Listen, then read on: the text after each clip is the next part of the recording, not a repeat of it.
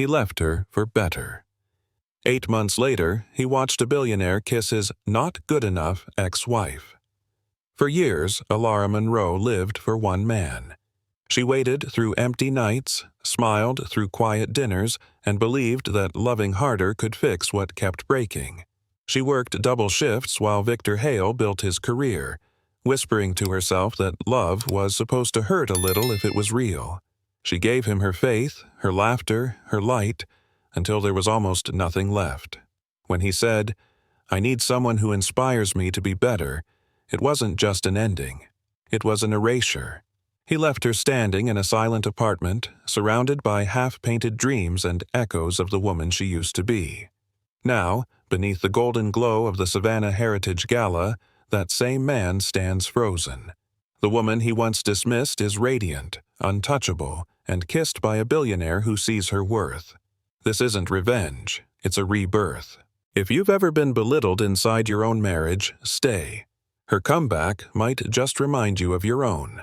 For 7 years, Elara Monroe had been the image of devotion. She was the calm beside Victor Hale's ambition, the steady voice that said, "You've got this," before every promotion. Their home in Savannah was spotless, every dinner plated just right, every word careful not to start a fight. Tonight, she hosted a small party for his colleagues. Candles flickered, music hummed low. She'd spent hours preparing, hoping he'd notice the effort. But as the guests arrived, her phone buzzed. One short message: "Running late." The laughter around her felt far away. She carried the evening alone, smiling politely, pouring wine for people who barely looked at her. When the last glass was emptied, she sat in the quiet kitchen, still in her dress, candles burning down to nothing. Victor came home past midnight. No apology, just exhaustion. He kissed her forehead like a habit, not affection. In that moment, something small cracked inside her, a soundless fracture only she could feel. She brushed her hand over the empty chair beside her and whispered, "You missed it again." The perfect wife image still held, but the storm was already gathering. Thanksgiving dinner at the Hale family home smelled of roasted turkey and unspoken tension. Elara had worn her curls natural, soft and proud, a small act of joy she rarely allowed herself. Victor's mother carved the turkey with practiced grace, then smiled across the table. "Elara, you'd look so polished if you straightened your hair for church. It's such a lovely face. You should show it off properly." The words were coated in sugar but landed like glass. Victor chuckled softly, busy pouring wine, pretending not to notice. Elara smiled back, polite, almost convincing. Under the table, her hands clenched into fists. She swallowed her reply, the way she always did, and nodded. "I'll keep that in mind." Dinner went on. Laughter floated, silverware clicked, but her appetite was gone. Every bite tasted like restraint. Later that night, while Victor slept, she stood in the bathroom mirror, running her fingers through her curls. They felt heavier than usual, weighted with everything she couldn't say. For the first time, she wondered if loving him meant shrinking to fit inside his world. It happened on an ordinary night, without warning. Victor came home, loosened his tie, and didn't look at her. The air between them felt colder than usual. "Elara," he began, voice calm and final, "I need someone who inspires me to be better. That's not you." She froze. There were no tears yet, just silence so thick it pressed against her chest. Her eyes drifted to the canvas in the corner, her half-finished painting of a sunrise. It looked foolish now, too hopeful. He kept talking, something about timing, about needing space, but his words blurred. She heard only one truth. She was no longer enough. When the door closed behind him, the quiet screamed. She sank to the floor beside her easel, fingers tracing the dried paint. Love had left the room long ago. She just hadn't noticed until it spoke those words out loud. That night, Savannah's rain hit the windows hard. For the first time in years, Elara didn't wait up for him. A memory surfaced like an old bruise. It was the night of the hospital charity gala, months before he left. Elara had chosen a vibrant blue dress, her curls styled perfectly. She felt beautiful, alive. Victor looked at her reflection and sighed. "Could you tone down your hair?" You know how conservative my board is." She blinked, unsure whether to laugh or cry. "Tone down?" she asked softly. He smiled like it was reasonable. "You know what I mean. Just professional." That word lingered, sharp and familiar. She went upstairs without answering, pressing her palms against the bathroom sink until her knuckles turned white. The mirror looked back at her with quiet accusation. That night, she tied her curls into a bun so tight it hurt, and when they walked into the gala, everyone praised how elegant she looked. But underneath the compliments, something in her had dimmed. Even then, she didn't realize she was already disappearing. That night, she tucked her pain behind a perfect smile. Months later, that same silence would echo through an empty apartment, this time without him. The apartment was silent, stripped of everything warm. Boxes lined the walls. Paintings she once loved were turned to face the wall like they too couldn't bear to look at her. The air still smelled faintly of him. Elara sat on the floor with a blanket around her shoulders, scrolling through messages she'd never send. The ring-shaped mark on her finger felt like a bruise that wouldn't fade. The door opened without warning. Tasha Green walked in holding wine and takeout. "Girl," she said, setting the bags down, "don't let that man rewrite your story." Elara gave a weak smile. "What story? He took it with him." Tasha poured 2 glasses. "Then start a new one. He was just a chapter, not the whole book." They drank, laughed, cried. For the first time, Elara didn't feel completely alone. Later that night, she walked to her covered paintings. One by one, she lifted the cloths away. Color spilled into the room again. The silence didn't hurt anymore. It hummed with possibility. Days became weeks. Elara filled the emptiness with motion. She jogged at sunrise, painted in the afternoons, and tried to remember what peace sounded like. Then came the call. Savannah Heritage Art Gallery needed a part-time curator. "Temporary position," they said. She said yes before they finished the sentence. The gallery felt like oxygen. The smell of paint, the rhythm of footsteps on wooden floors. It was life again.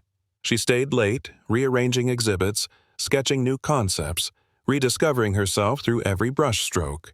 Her project, Rising Souls, became her obsession, a collection celebrating young Black artists across Georgia. Each canvas held defiance, beauty, survival. She saw herself in every piece. Late one evening, she stood before a finished wall of portraits. Her chest tightened, not with pain this time, but pride. This was no longer about proving her worth. It was about claiming it. A week before her first exhibit opened, a well-dressed donor visited the gallery. He was older, white, polite in that practiced Southern way. His smile faltered when he realized who she was. "Oh," he said lightly. "You're the curator? I assumed someone else was leading." Elara tilted her head, keeping her voice steady. "You assumed wrong." He stammered. Of course. Impressive work, really." When he left, she stood among her paintings, pulse steady but heavy. She'd faced this tone before, doubt wrapped in compliments, the kind that told her she was impressive for someone like you. She looked at the nearest portrait, a Black woman staring into the sun. "You see me, don't you?" she whispered. Then she adjusted the frame, shoulders square, and that's enough. The sting faded, replaced by quiet strength. The art would speak louder than their disbelief. 2 months later, the gallery board called her in. "Elara," the director said, "we'd like you to curate this year's Savannah Heritage Art Gala." The words hung in the air. Her heart raced. The gala, the biggest event in the region, attended by the city's elite, $1 million opportunity. She smiled, steady but electric. "I'll make you proud." When she told Tasha, her friend screamed through the phone, "Girl, you're about to own this city." Elara laughed until tears fell. For so long she'd been surviving. Now she was rising. That night she looked out her window at the Savannah skyline. The moonlight touched her curls, her brown skin glowing in reflection. He said she wasn't enough, but the world was finally catching up to the truth. The night before the event, her apartment was filled with soft music and nerves. 2 dresses hung on the closet door, gold and emerald. Confidence or calm. She couldn't decide. Her hands trembled slightly. "What if I mess this up?" she whispered. Tasha sprawled on the couch, sipping wine. "Girl, breathe. You built this from nothing." Elara laughed through the nerves. "It doesn't feel real." "It is," Tasha said, setting her glass down. "And tomorrow, you're walking in as the woman who did it on her own." Elara finally chose the gold dress. She pinned her curls into a perfect updo, hands steady now. The mirror reflected someone new, strong, grounded, radiant. She turned off the light, looked out at the glowing city, and smiled. Tomorrow, she wouldn't just attend the gala. Tomorrow, she'd arrive.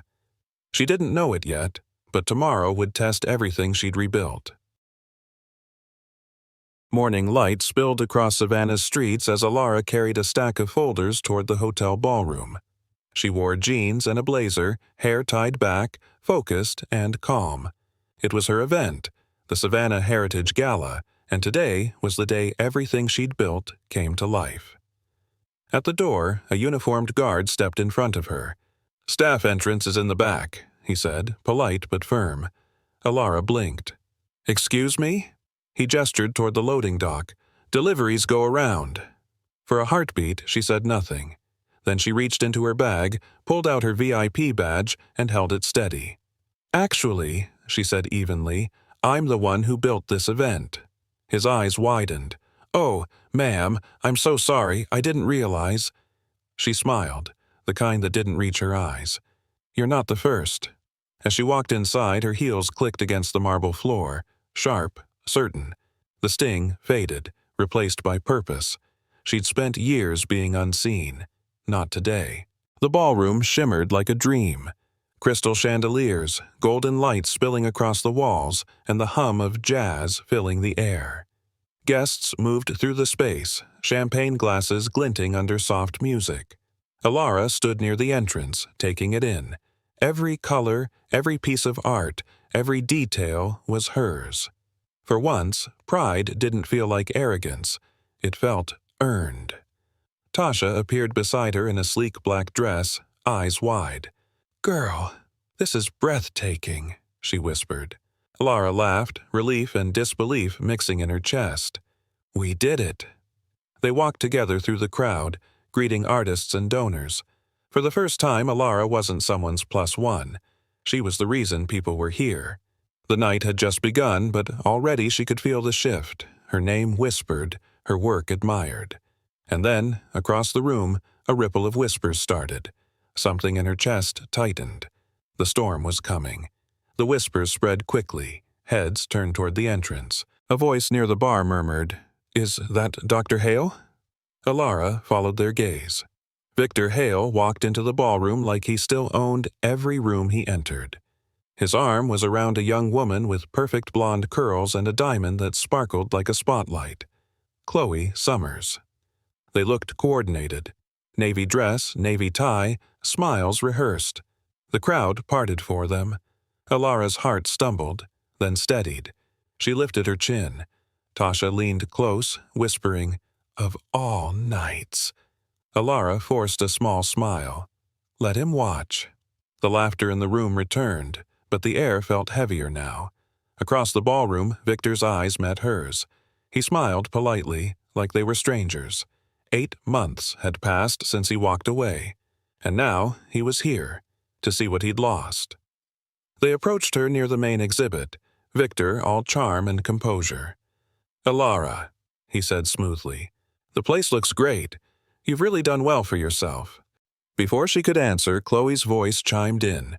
Sweet, sharp. "It's so nice you found something to keep you busy." Elara's jaw tightened. "Busy?" she echoed softly. "You could say that." Victor gave a half smile. "Glad to see you're doing okay. Financially." The words stung more than she expected. Around them, conversations continued, but her world had narrowed to the smirk on his face. She wanted to say something, to reclaim the power he'd always taken. But before she could speak, a familiar hand touched her arm. Tasha Green slid between them like a shield. "Elara," she said brightly, The donors are waiting for you upstairs." She turned to Victor with a practiced smile. "Excuse us." Without waiting for permission, she steered Elara away from the couple. Once they were out of earshot, Tasha exhaled. "Breathe, Queen.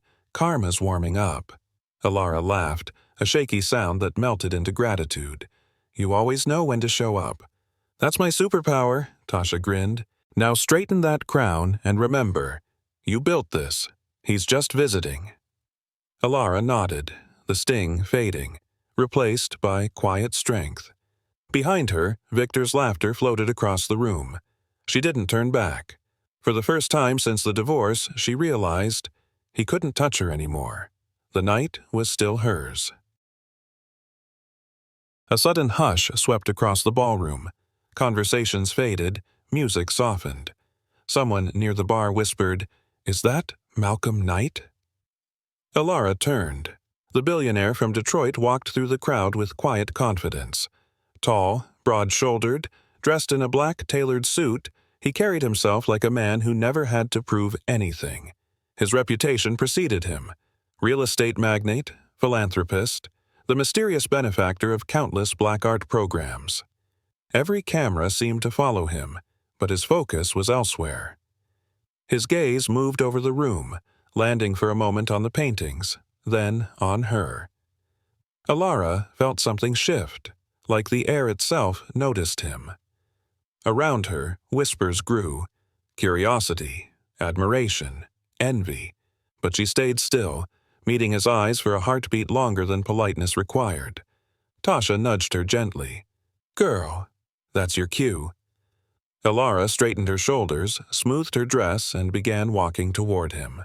The night had just found its new center of gravity. She reached him near the center of the gallery. "Mr. Knight," she said, voice calm though her heart raced, "welcome to the Savannah Heritage Gala." He took her hand in both of his, firm, warm. "Please, call me Malcolm. Your work speaks louder than most people's words." For a moment she forgot the noise around them. His voice carried the kind of sincerity money couldn't buy. "Thank you," she replied softly. "It means more than you know." He smiled, eyes glancing toward the exhibits. "I followed this gallery's work for years, but tonight feels different. There's a soul to it." Elara met his gaze. "It's our heritage. Every piece in this room carries someone's fight to be seen." Malcolm nodded. "That's exactly what drew me here." For the first time that evening, Elara felt seen, too. Not for her pain or her past, but for her vision. They stopped before a large canvas, a black woman painted in profile, her face lifted toward sunlight. Shadows fell behind her, colors rising from dark to gold. Malcolm studied it in silence. Then he said, "This feels like freedom." Elara's breath caught. The painting had been hers, signed under a pseudonym, hidden because she wasn't ready to claim it. Her voice trembled. "It's mine." Malcolm turned to her. Surprise flickered, then admiration. "It's powerful, raw, yet hopeful. You captured what rising looks like." She smiled faintly. "I painted it the night he left. I didn't know I was painting myself." He held her gaze for a long moment, then said softly, "You did." For the first time, she didn't feel the need to explain her pain. The art had done it for her. The woman in the painting wasn't trapped anymore. Neither was she. They walked slowly through the exhibit, the crowd fading behind them. Malcolm spoke first. "I started with nothing. Folks used to say black art wouldn't sell, said it was too raw, too real. Now those same people fight to buy it." Elara smiled, the ache in her chest turning into pride. "Guess we proved them wrong," he chuckled. "You proved them wrong. This collection, it's more than beauty, it's defiance." She nodded. "I think art saves what the world tries to erase." He looked at her then, really looked. "You've been erased before, haven't you?" Her breath hitched, but she didn't look away. "Once, but I came back louder." For a moment, neither spoke. Between them hung an understanding built not from sympathy but recognition. Two survivors of different wars, and, for the first time in years, Elara felt that her story was part of something bigger than loss. The sound of polished shoes broke the calm. Victor Hale approached with a practiced smile. "Mr. Knight," he said, extending his hand. "I'm Dr. Victor Hale. I'm sure Elara has mentioned me." Malcolm looked at him, expression unreadable, then shook his hand once. "Actually, she hasn't." The pause that followed was sharp enough to draw nearby eyes. Victor's smile faltered. "Oh, well, I just wanted to say this event is impressive. She's done surprisingly well." Elara stood silent, calm but unflinching. Malcolm's tone softened, yet carried weight. "Not surprising to anyone paying attention."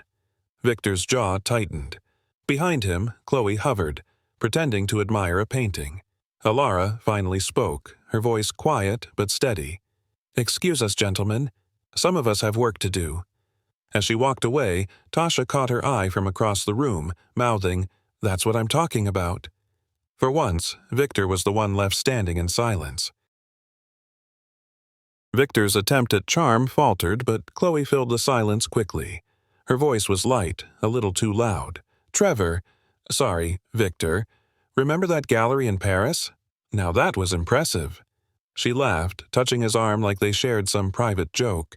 Her diamond ring caught the light. Elara turned toward her, the faintest smile curving her lips. "Paris is beautiful," she said softly.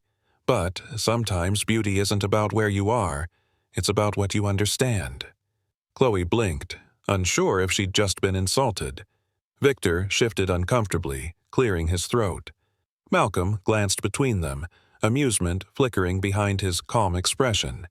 "I'd take authenticity over polish any day," he said. The words landed gently but carried weight. Chloe's smile tightened. "Of course," she replied, eyes darting to Victor for support. Elara stayed still, serene. She didn't need to win the exchange. Her calmness was victory enough. As the moment passed, Malcolm turned toward her with quiet admiration. "Would you show me the private collection upstairs?" She nodded, relief and curiosity mixing in her chest. Together, they stepped away from the crowd, leaving Victor and Chloe frozen in their perfect pose. The noise of the ballroom faded as Elara led Malcolm toward the staircase. Their footsteps echoed against marble floors, a soft rhythm in the background of jazz and murmurs below. He walked beside her, hands in his pockets. "I've been to 1,000 galleries," he said, "but this one feels intentional. Every piece tells a story." She smiled. "It should. Stories are all we have left when people stop listening." At the landing, he looked down at the crowd below. Victor and Chloe were still visible, their figures small under the chandelier light. "Some people look, but they never really see," Malcolm murmured. Elara followed his gaze, then turned away. "I spent years begging to be seen," she said quietly. "Now I just build things people can't ignore." Malcolm nodded, admiring her strength. "Would you mind showing me the private collection upstairs?" Her pulse quickened, but her voice stayed even. "Of course." They climbed the last steps together, leaving the noise, the whispers, and the past behind. The upper gallery was quiet, almost sacred. Soft lights glowed against the glass walls reflecting the city below. Paintings surrounded them, pieces too personal for the public floor. Malcolm walked slowly, taking it all in. His voice dropped low. "You know, you're radiant down there. Don't ever dim for anyone again." Elara froze. No one had ever said that to her. For years, she'd been told to tone it down, to be softer, smaller, more acceptable. "I used to think blending in was survival," she said. Malcolm looked at her, steady and sure. "Blending in is overrated." Something loosened inside her, a knot she hadn't realized she'd been carrying. She turned toward this window, the city lights catching the curve of her cheek. For the first time in a long while, she didn't feel like she had to defend her presence. Downstairs, laughter and jazz filled the night. Up here, there was only quiet recognition, the kind that healed without needing words. They stopped before a smaller piece near the corner, an abstract painting of golden fragments rising through black smoke. Malcolm spoke first. "I've wanted to tell you something," he said. "I've been your anonymous donor for months." Elara blinked. "You?" He nodded. Your work reminded me of what art should feel like. Raw, alive, honest. Her throat tightened. Why, keep it a secret? I wanted you to build freely, he said, without the weight of expectations. You deserved that. She stared at him, words tangled behind gratitude. No one had ever invested in her without wanting something in return. I don't know what to say, she whispered. Say nothing, Malcolm replied. Just keep creating. For a moment, silence filled the space. It wasn't awkward, it was understanding. Elara looked up at him. You believed in me before I believed in myself. He smiled. Then it was worth every cent. The air between them shifted. Slow, charged, inevitable. Malcolm's gaze softened. Can I? He asked quietly. Lara hesitated for a heartbeat, then nodded. His hand rose to her cheek, gentle but sure. When his lips met hers, everything else disappeared. The noise, the pain, the years of silence. It wasn't a fairy tale kiss, it was a release. For the first time she felt wanted, not despite her strength, but because of it. The world narrowed to that moment, until a voice cut through it like glass. Are you serious right now, Diane? They turned. Victor stood at the top of the stairs, face red with anger. Chloe hovered behind him, wide-eyed. Malcolm didn't step back. He held Elara's gaze, unflinching. Elara straightened, calm spreading through her like armor. The kiss hadn't just been passion, it had been a declaration. Victor had walked away months ago. Now he was about to watch what letting her go really looked like. She'd spent years swallowing her words. Tonight, she would finally speak. The room froze. Guests stopped mid-conversation, eyes shifting toward the upper gallery. Victor's voice still echoed in the air, but Elara's silence was louder.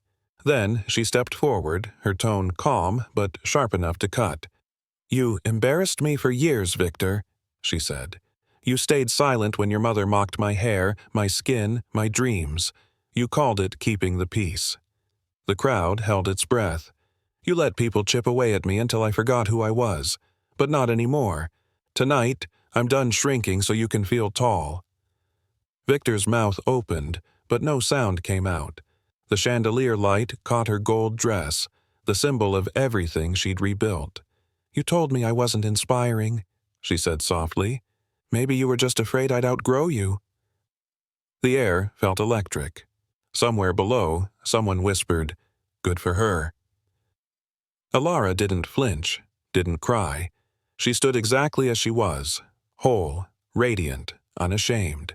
And for the first time, Victor was the one who looked small. The tension hung heavy until Malcolm's voice broke it, steady, commanding. You walked away from this incredible woman, he said to Victor. That was your choice. What she does now, who she becomes, isn't your concern anymore. Every word landed with quiet power. Victor turned defensive. You don't even know her. Malcolm didn't blink. I know greatness when I see it, and I know what a mistake looks like too. Murmurs rippled through the crowd. Chloe shifted uncomfortably beside Victor, her perfect smile fading. Elara glanced at Malcolm, gratitude flickering in her eyes. He wasn't speaking for her. He was standing beside her. Victor straightened his tie, searching for the control he no longer had. This is ridiculous, he muttered. Malcolm's reply was soft but final. No, Dr. Hale. This is what accountability sounds like. The crowd understood. Justice didn't always roar. It could whisper and still shake the ground. Silence lingered, broken only by Chloe's voice. You said she was cold, Victor, she whispered. But I see fire. Victor turned to her, startled. Chloe, don't... But she kept going. You told me she didn't support you, that she made you feel small. But look at her. She built this. You just stood beside her and called it leadership. Gasps fluttered through the room. Victor's face drained of color. Chloe's eyes glistened, not with anger, but realization. You lied, she said simply, and you let me believe it. Then she stepped back, shaking her head. I think we're done here. Without another word, Chloe turned and walked away, heels clicking against the marble floor. Victor reached for her, but his hand found only air. Elara watched silently. There was no gloating in her eyes, only release. Victor Hale, the man who once defined her worth, was now standing alone in the wreckage of his own pride. The silence stretched long and heavy before Elara spoke again. Her voice was calm, but it carried through every corner of the ballroom. "You leaving was the best thing that ever happened to me," she said. A heartbeat of stillness, then the sound of hands clapping. One, then another, until the room filled with applause. Elara didn't bow. She simply smiled, a small, quiet smile that held years of pain and triumph. Victor turned away, defeated. He descended the staircase slowly, head low, the sound of applause chasing him out the door. Tasha appeared beside Elara, eyes shining. "That's my girl," she whispered. Elara exhaled, a weight lifting from her chest. For the first time, breathing didn't feel like surviving. It felt like freedom. She turned to Malcolm, who smiled softly. "Told you," he said. "You're unforgettable." And this time she believed him. The gala wound down, the crowd thinning, laughter softening into goodbyes. On the balcony, Malcolm stood beside Elara, the city lights glowing beneath them. "I meant what I said earlier," he told her. "There's a project I want you to lead, an art acquisition worth $50 million. You have the vision I've been looking for." Elara smiled, the offer sinking in like sunrise after a long night. "Thank you, but more than that, thank you for seeing me." Later, alone in her apartment, she stood before the mirror in her gold dress. The same mirror that once reflected loss now showed power. "They told me to tone it down," she whispered, smiling at her reflection. "Instead, I lit the whole room." Outside, the city pulsed with new beginnings. Your worth isn't given. You claim it. If you've ever had to rebuild yourself, this story is for you. Stay seen. Stay strong. Stay unbothered. And just like that, Elara Monroe's story stopped being about what she lost and became about everything she found. The gala wound down, the crowd thinning, laughter fading into soft goodbyes. On the balcony, Malcolm stood beside Elara, the city lights of Savannah glowing beneath them like constellations made for her. "I meant what I said earlier," he told her. "There's a project I want you to lead, an art acquisition worth $50 million. You have the vision I've been looking for." Elara smiled, the offer settling deep in her chest like peace finally finding its place. "Thank you," she said quietly. "But more than that, thank you for seeing me." Later, back in her apartment, she stood before her mirror in the same gold dress. The mirror that once showed heartbreak now reflected brilliance. "They told me to tone it down," she whispered, the corners of her lips lifting. "Instead, I lit the whole room." Outside, the city pulsed with new beginnings. Your worth isn't given. You claim it. If you've ever had to rebuild yourself, this story is for you. Stay seen. Stay strong. Stay unbothered. And before you go, hit subscribe and turn on notifications. Because women like Elara, their stories are just getting started.